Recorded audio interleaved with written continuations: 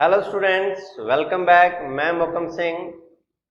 आज अपने पढ़ने जा रहे हैं आपकी इंग्लिश ग्रामर बेसिक्स, या इंग्लिश क्या है, उसकी ग्रामर क्या है, उसमें कौन कौन से टॉपिक्स इन्वॉल्व। जैसे लास्ट वीडियो में मैं आपको थोड़ा सा बेसिक एक्सप्लेन कर चुका हूँ कि क्या क्या टॉपिक होते हैं, उनकी डेफिनेशंस क्या हैं, and what are their uses, वे कहाँ यूज होते हैं, क्या फायदा है, क्यों किया जाता है, और उसको सीखा कैसे जाता है, अप्लाई कैसे किया जाता है। Everything about grammar and it's only basics explain फिर किया जाएगा।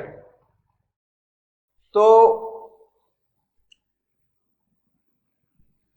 मुझे पता है अपने जो भारतीय हैं, Indians, we Indians are always afraid of foreign languages. English एक विदेशी भाषा है और हम हमेशा क्या रहते हैं, इससे डरे हुए रहते हैं। क्यों? क्योंकि ना तो अपने को इसकी वोकैब आती है, ना ग्रामर आती है, ना समझ पाते हैं, ना बोल पाते हैं, ना लिख पाते हैं। ठीक है, बिकॉज हमें सिखाया नहीं जाता, सिखाने वाले को खुद नहीं आती होती ग्रामर। बेसिकली वैसे दो चीजों से किसी भी भाषा का निर्माण होता है बेटा। एक तो उसकी किसी को सीखना हो किसी भाषा को, एक तो आप उसकी ग्रामर सीख सकते हैं, दूसरी आप उसकी वोकैब सीख सकते हैं। वोकैब यानी कि शब्द और उसके मीनिंग, उसके नए नए शब्द कह सकते हो। जैसे जल होता है उसे पानी भी कहा जाता है, नीर भी कहा जाता है। उसी तरह किसी भी चीजों को, अलग अलग चीजों को इंग्लिश में क्या कहा जाता है, एक चीज के और कितने नाम हो सकते हैं, वो वोकैब हो गई। और लेकिन जो आप बात कहना चाह रहे हैं, जो आप बात लिखना चाह रहे हैं, आप कैसा महसूस कर रहे हैं किसी के बारे में, जो आपके विचार हैं उनको प्रस्तुतियां प्रकट करने के लिए, to express those ideas and your thoughts, you need a sentence, and a sentence always needs grammar। उसको ग्रामर चाहिए, वोकैब चाहिए। यानी कि आपने कोई बात कहनी है, उस बात कहने के लिए वो जो बात के जो शब्द हैं उन्हें इंग्लिश में क्या कहा जाता है, ठीक है, और उसको फिट कैसे करें। मान लो मैं कहना चाह रहा हूं कि आप सब बहुत होशियार हैं। आप जो बच्चे हैं, आप क्या हैं बेटा, बहुत होशियार हैं।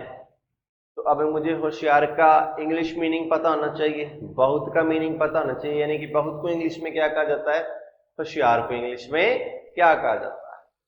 और उसी तरह मेरे को पता होना चाहिए कि सबसे पहले मैं होशियार लिखूंगा, सबसे पहले मैं लिखूंगा, सबसे पहले मैं आपको लिखूंगा। तो कौन सी बात पहले आएगी, कौन सी बात बाद में आएगी, कैसे लिखा जाएगा, पैटर्न क्या रहेगा, अपनी मर्जी से अपने बेटा नहीं लिख सकते। अगर आप अपनी मर्जी से लिख पा रहे होते तो हर किसी की इंग्लिश अलग अलग होती हुई।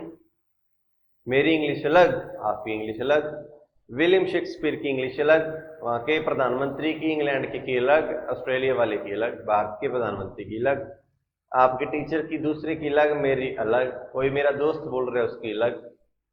तो ऐसे तो फिर ना आप मेरी समझ पाओ ना मैं आपकी समझ पाऊं, तो दोनों ही अपनी जगह विद्वान है, क्योंकि दोनों अपने आप से, अपने आप में तो इंग्लिश ही बोल रहे हैं। सब चाहे किसी को आए चाहे ना आए, ठीक है। तो उसको भाई, एक भाषा है वो आगे पीढ़ी दर पीढ़ी चलती रहे, सभी को समझ आती रहे। कोई भी लैंग्वेज है बेटा, कोई भी लैंग्वेज, कोई भी लैंग्वेज पीढ़ी दर पीढ़ी, ठीक है, थ्रू आउट द जनरेशन आगे चलती रहे, लोगों को समझ आती रहे, उसको सिखाना आसान हो। तो क्या किया जाता है, उसको सिखाने के लिए फिक्स सेट ऑफ रूल्स बनाए जाते हैं, जिसे क्या कहा जाता है, कुल मिलाकर ग्रामर कहा जाता है। मान लो आप कबड्डी खेलना सीखना चाहते हैं, आप एक रेसर बनना चाहते हैं, यानी कि एथलीट बनना चाहते हैं, आप एक कुश्ती के पहलवान बनना चाहते हैं, आप एक स्विमर बनना चाहते हैं।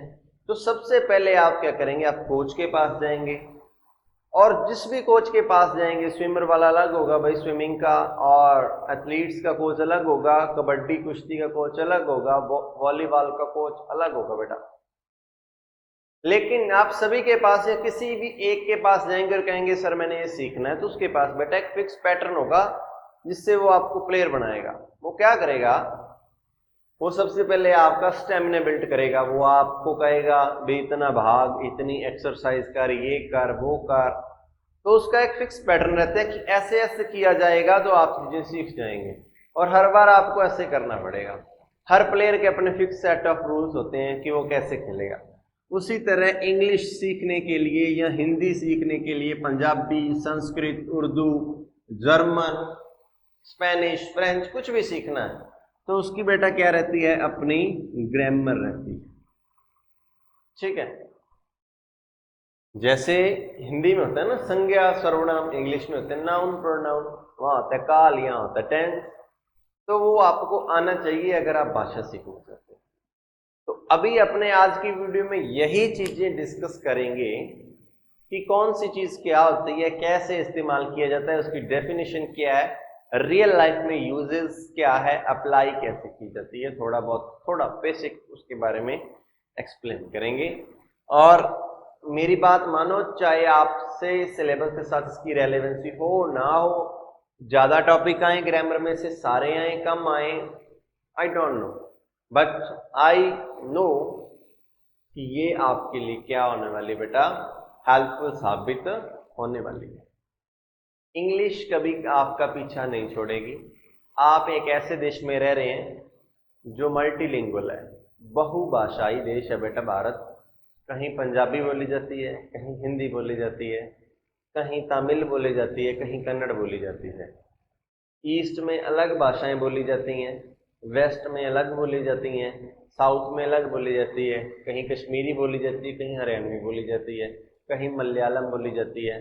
ठीक है, तो अलग अलग भाषाएं हैं और सारी सीखना क्या है, इम्पॉसिबल है। क्या है बेटा, इम्पॉसिबल है। मैं एक आदमी हूं, मैं भारत भ्रमण करना चाह रहा हूं, तो मान लो मैं चाह रहा हूं कि मैं सारा साउथ घूम के आऊं, कर्नाटका, तमिलनाडु, आंध्र प्रदेश, केरला, महाराष्ट्र। तो भाई मैं उन सभी की अलग अलग भाषाएं सीखूंगा तो मेरे को 7-8 साल लग जाएंगे अगर बढ़िया से सीख के जाना चाहता हूं कि अच्छे लेवल की सीख जाऊं। तो मान लो 6 महीने कम से कम एक भाषा ले ले तो फिर भी 3-4 साल गए, तो इतना टाइम थोड़ी लगाऊंगा। तो क्या किया जाता है, एक ऐसी चीज सीखी जाती है जो इनमें ब्रिज बिल्ड करे, इनमें एक बॉन्ड बनाए, इनमें एक आप कह सकते हैं बांध या पुल का निर्माण करे जो इनको आपस में जोड़े। और वो जो चीज है इनको आपस में जोड़ती है बेटा, वो क्या होती है, इंग्लिश। आजकल इंग्लिश कंट्रीज को भी जोड़ने का काम कर रही है। देश जो ग्लोबल विलेज बन रहा है, अंतरराष्ट्रीय गांव, वो भी किसके सहारे जुड़ रहे हैं भाई, इंग्लिश। अब स्पेन है, अब फ्रांस है, अब ऑस्ट्रेलिया है, अब सोमालिया है, साउथ अफ्रीका है बेटा, ब्राजील है, अर्जेंटीना है, दुबई है, भारत है, चाइना है, रशिया है, स्वीडन है, डेनमार्क है, पोलैंड है, ठीक है, श्रीलंका है, बांग्लादेश है।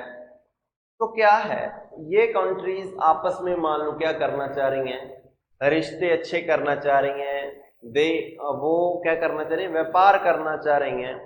ठीक है, वो क्या करना चाह रही हैं बेटा, बिजनेस करना चाह रही हैं। तो ग्लोबल विलेज इसी को कहते हैं ना कि सारा अंतरराष्ट्रीय जो भी मंच है वो एक हो गया है। अगर वो मान लो आपस में मिलकर काम करना चाह रहे हैं तो बेटा वो अपनी बात कहेगा फ्रेंच में कहेगा, वो अपनी बात अपनी नेपाली में कहेगा, वो अपनी बात रशियन में कहेगा, वो अपनी बात चाइनीज में कहेगा, वो भाई हिंदी में बोलेगा तो वो भाई इंग्लिश में बोलेगा। ठीक है, तो क्या किया जाता है, सबसे ज्यादा देशों में बोली जाती है इंग्लिश, तो उसी के कारण इंटरनेशनल लेवल पे इंग्लिश ये क्या बिल्ड करता है बेटा, एक ब्रिज बिल्ड करती है जो सभी को जोड़ती है। तो आपकी पढ़ाई में इसकी वैल्यू है नहीं है, आप चाहते हैं मैं सिर्फ पास हो जाऊं और इससे पीछा छुड़वा लूं, दैट्स योर थिंकिंग, वो आपकी थिंकिंग है। लेकिन इससे जब तक आप भाई मरोगे नहीं, आप इससे पीछा बेटा नहीं छुड़वा सकते। भारत के प्रधानमंत्री मोदी साहब कहीं जाते हैं तो हिंदी में नहीं भाषण देते हैं बेटा, इंग्लिश में देते हैं, ठीक है। बिकॉज यही है अब इंटरनेशनल लेवल पे जो ब्रिज बिल्ट है, जिसके द्वारा आप अपने आइडियाज, अपने थॉट्स का क्या कर सकते हो बेटा, आदान प्रदान कर सकते हैं, आप डिलीवर कर सकते हैं, आप अंडरस्टैंड कर सकते हैं, और इंग्लिश में। तो डिस्कस करते हैं अब आगे।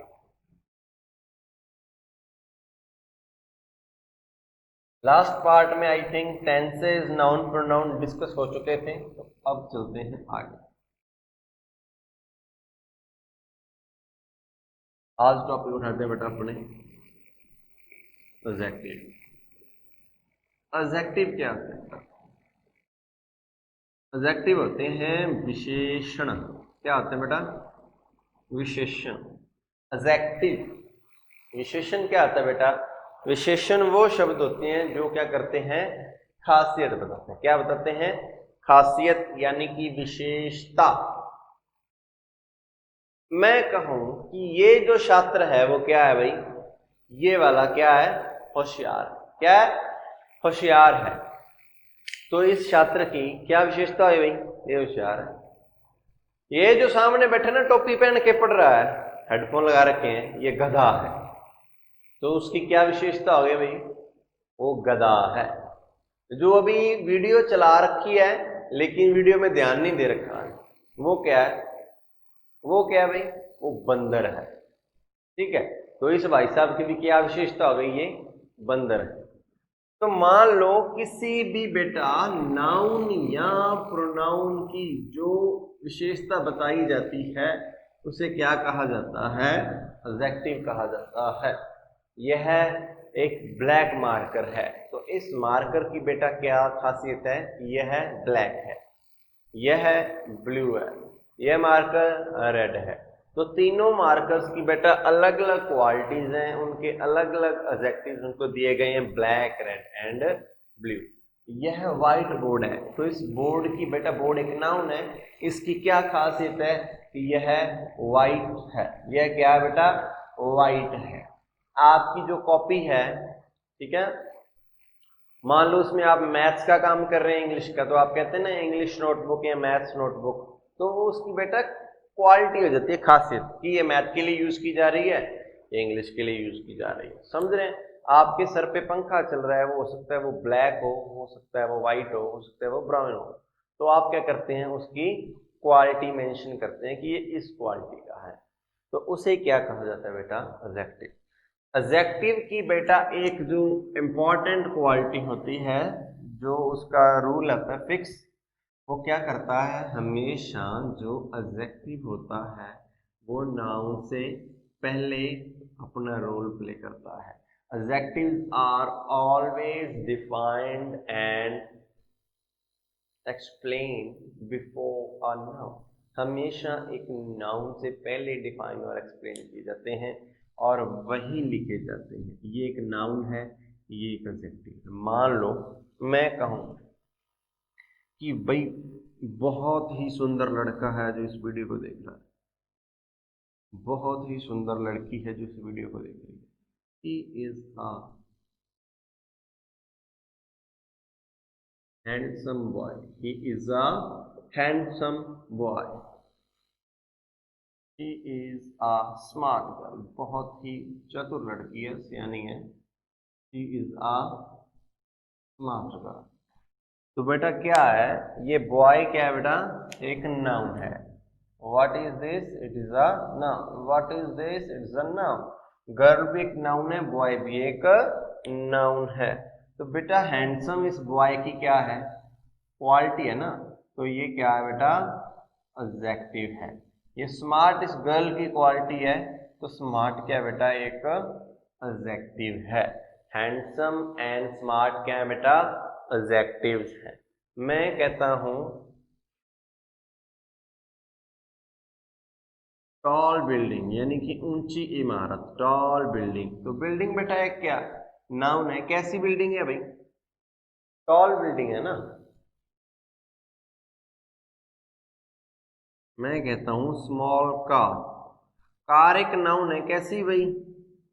स्मॉल है, तो स्मॉल बेटा क्या है, एक एडजेक्टिव है। अब मैं कहता हूं ब्यूटीफुल हाउस, सुंदर घर, तो घर एक नाउन है। कैसा घर है बेटा, सुंदर है। घर कैसा है, सुंदर है।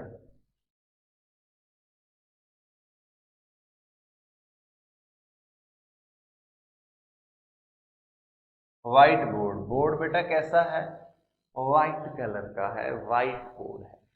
तो ये सारे क्या हैं बेटा, एडजेक्टिव्स हैं जो क्या बताते हैं, किसी भी नाउन या प्रोनाउन की खासियत बताते हैं, और हमेशा ही किसी ना किसी नाउन के पहले इस्तेमाल किए जाते हैं। क्या किए जाते हैं, नाउन के पहले इस्तेमाल किए जाते हैं। जैसे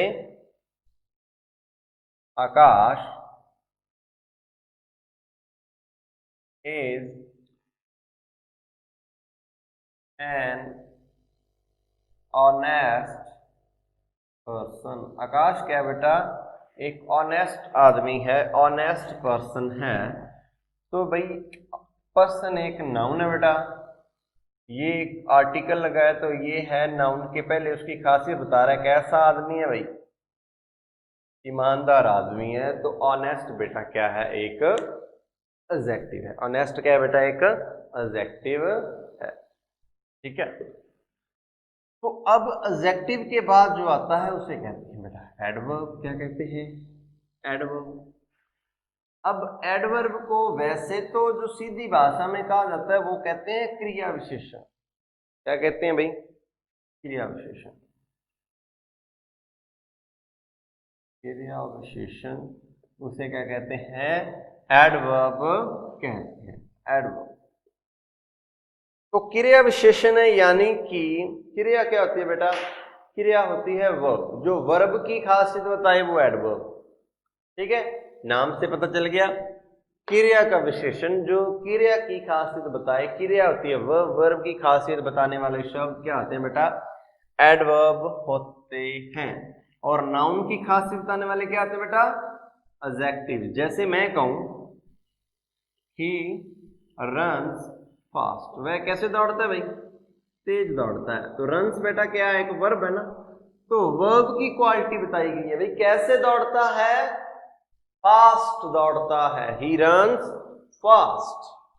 तो जब किसी वर्ब के बारे में बताया जाए कि कोई काम कैसे होता है, it answers generally, generally it answers how, कि कैसे, कैसे दौड़ता है, तेज दौड़ता है।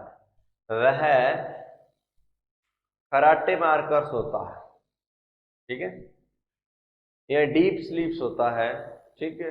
वह धीरे लिखता है, वह बहुत ज्यादा खाता है। तो भाई ये काम कैसे होते हैं, ये सारे क्या किसके आंसर देता है, एडवर्ब इसके आंसर देता है। तो जैसे अभी बताया एडवर्ब क्या होते हैं, एडवर्ब होते हैं बेटा जो क्रिया की विशेषता बताते हैं, यानी कि they explain the quality of verb, जो क्वालिफाई करते हैं, किसको क्वालिफाई करते हैं बेटा, वर्ब को क्वालिफाई करते हैं, वो शब्द क्या कहलाते हैं, those words are called adverb. क्या कहलाते हैं बेटा, एडवर्ब। क्या कहलाते हैं, एडवर्ब। अब एक सेंटेंस है आपके सामने प्यारे बच्चों, he is a very smart boy, वह बहुत ही स्मार्ट लड़का है, बहुत ही होशियार काइंड ऑफ कह लो, स्मार्ट जो मेंटली ठीक है अट्रैक्टिव हो उसे कहा जाता है स्मार्ट। तो बॉय बेटा क्या है प्यारे बच्चों, नाउन है। स्मार्ट प्यारे बच्चों क्या है भाई, एडजेक्टिव है। ये क्या है, आर्टिकल। ये क्या है, वर्ब। ये क्या है, जिस दिन आपको ये पता लगे पार्ट्स ऑफ स्पीच क्या है, उस दिन समझ लो आपको इंग्लिश आ गई। ठीक है, तो वेरी क्या है भाई, ये कहां से घुस गया बीच में, तो ये खासियत बता रहा है ना कितना स्मार्ट है भाई, कितना स्मार्ट है, वेरी स्मार्ट। वो है स्मार्ट लड़का है, लेकिन कितना स्मार्ट है, ये शब्द बता रहा है कि वो वेरी स्मार्ट है। तो अब ये किसको क्वालिफाई कर रहा है, इस एडजेक्टिव को, इसके बारे में बता रहा है ना कि स्मार्ट कितना है, वेरी स्मार्ट है। तो जो वेरी शब्द है बेटा वो भी एडवर्ब कहलाते हैं। तो जो एडवर्ब होते हैं पहले नंबर पे क्वालिफाई करते हैं वर्ब को। अब किसको क्वालिफाई कर रहा है भाई, एडजेक्टिव को। दो चीजें हो गई, एडवर्ब की दो डेफिनेशन बता दी कि जो एडवर्ब होता है एक तो वर्ब को क्वालिफाई करे वो भी एडवर्ब, एडजेक्टिव को क्वालिफाई करे वो भी एडवर्ब। यानी कि मैं कहूं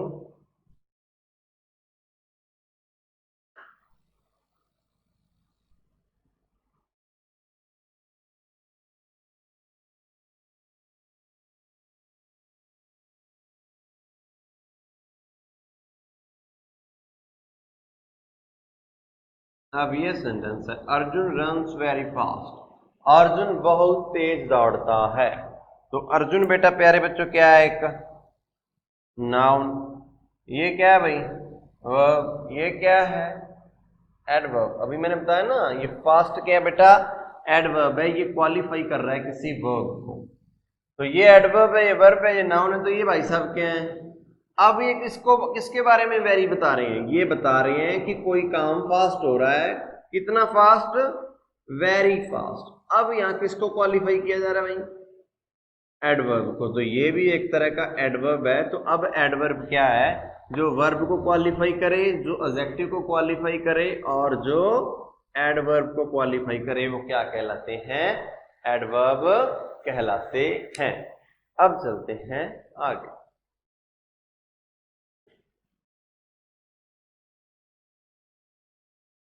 तो अगर आपको बेटा बेसिक डेफिनेशंस आती हैं तो उसके बारे में, उसकी यूजेज, उसको अप्लाई करना कोई मुश्किल काम नहीं होता। अगर आप रट्टे मार रहे हैं, टेंस के रट्टे मार रहे हैं, नाउन प्रोनाउन के रट्टे मार रहे हैं और पता नहीं कि वो यूज क्यों हो रहे हैं, तो it is tough for you, तो आपके लिए बहुत ही मुश्किल काम है। अभी अपने पढ़ेंगे बेटा प्रेपोजिशन। प्रेपोजिशन, प्रेपोजिशन जैसे आप पढ़ रहे हैं इसे कई लोग पढ़ते हैं प्रीपोजिशन।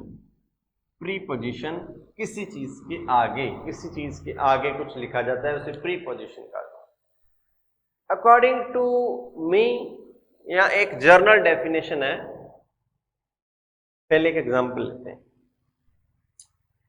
आप किसी टेबल पर हाथ रख के बैठे हो सकते हैं, आपकी कॉपी या आपका मोबाइल किसी टेबल पर हो सकता है, आप पर बेड पर बैठे हो सकते हैं। मान लो आपके कॉपी पड़ी है, कॉपी के ऊपर क्या पड़ा है बेटा, पेन। ठीक है, पंगे ले,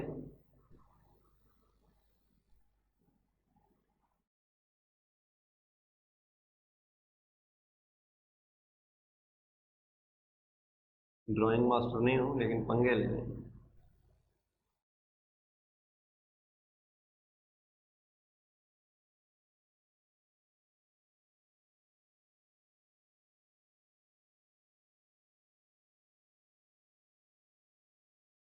वायरल वाली कॉपी है,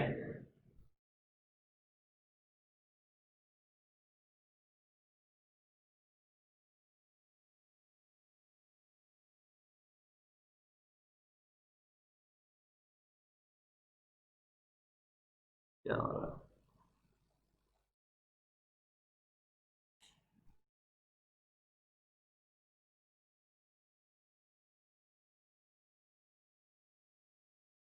राणा प्रताप नोटबुक।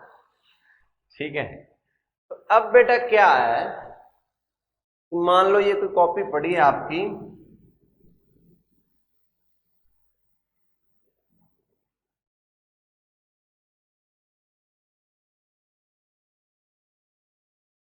और ये क्या है, उस कॉपी के ऊपर एक पेन पड़ा है।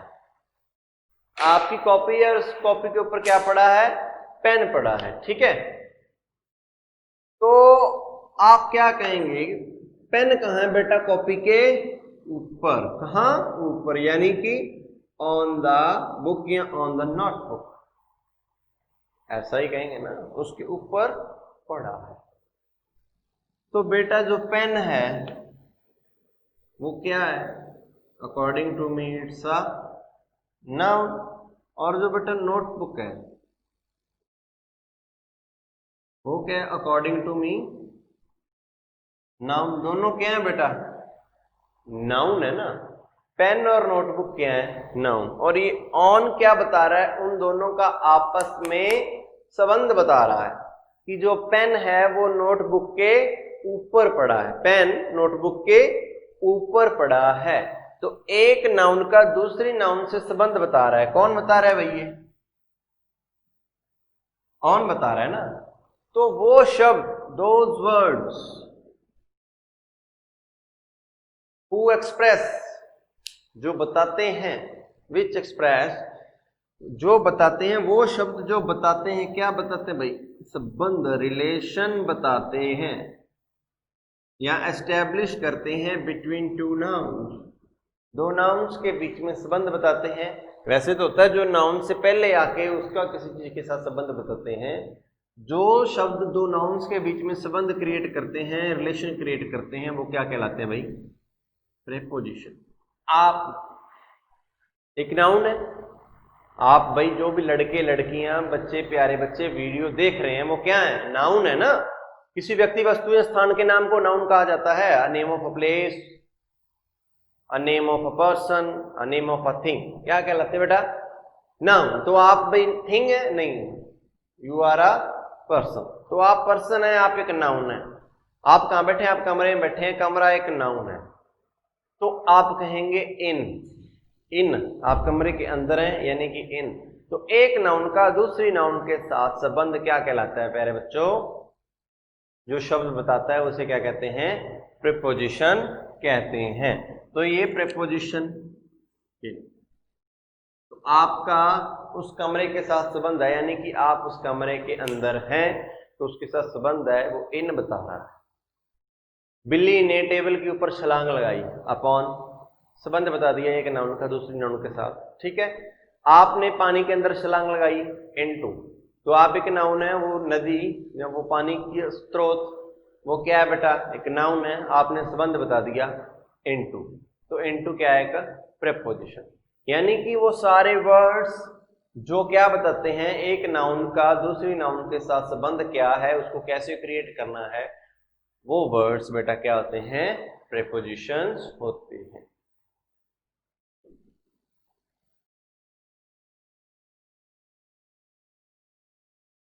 अभी लास्ट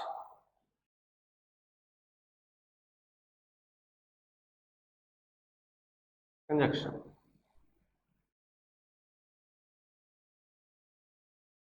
ये देखो लिखा है बेटा जंक्शन। जंक्शन क्या आता है? जहां अलग अलग दिशाओं से आकर गाड़ियां रुकती हैं या मिलती हैं, या किसी भी जोड़ को एक जंक्शन कहा जाता है। यहां है कंजक्शन, यानी कि वो शब्द, those words which connect two or more clauses, sentences, words, nouns, pronouns, blah blah blah blah blah। जो दो चीजों को जोड़ते हैं वो शब्द क्या कहलाते हैं? कंजक्शन कहलाते हैं। अगर मैं कहूं Alex and David,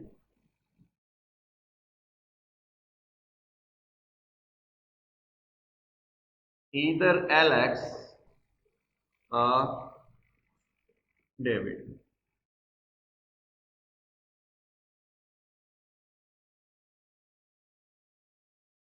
not only but also, as well as,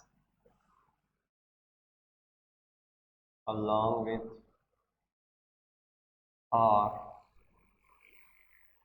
तो ये बेटा वो शब्द हैं जो दो सेंटेंसेस को, दो वर्ड्स को, दो नाउन्स को जोड़ते हैं। यहाँ एंड जोड़ रहा है, यहाँ ईदर और जोड़ रहे हैं, नॉट ओनली बट आल्सो एक कंजक्शन है, और अकेला कंजक्शन है, along with, as well as. तो ऐसे वो सारे शब्द जो दो नाउन्स, दो वर्ड्स, दो क्लॉजेज, दो सेंटेंसेस को आपस में जोड़ते हैं वो क्या कहलाते हैं? कंजक्शंस कहलाते हैं। वो अकॉर्डिंगली आपको सीखना पड़ेगा कि कौन सी वर्ब आएगी, कौन सी चीज आएगी। वो एक टॉपिक होता है सब्जेक्ट वर्ब एग्रीमेंट कहा जाता है, सब्जेक्ट वर्ब एग्रीमेंट, जिसके अंदर आपको बताया जाता है कौन से सब्जेक्ट के साथ कैसी वर्ब का यूज किया जाता है, कैसी वर्ब के साथ कौन सा सब्जेक्ट आता है। ऐसा नहीं होता है, सब्जेक्ट के अकॉर्डिंग ही हमेशा वर्ब रहेगी। तो ये आपको सीखना पड़ेगा, वो धीरे धीरे आप पढ़ते रहेंगे तो आपको समझ आता रहेगा। आज की कक्षा में इतना ही रहेगा और आपके उज्जवल भविष्य की क्या करते हैं बेटा, कामना करते हैं। Thank you.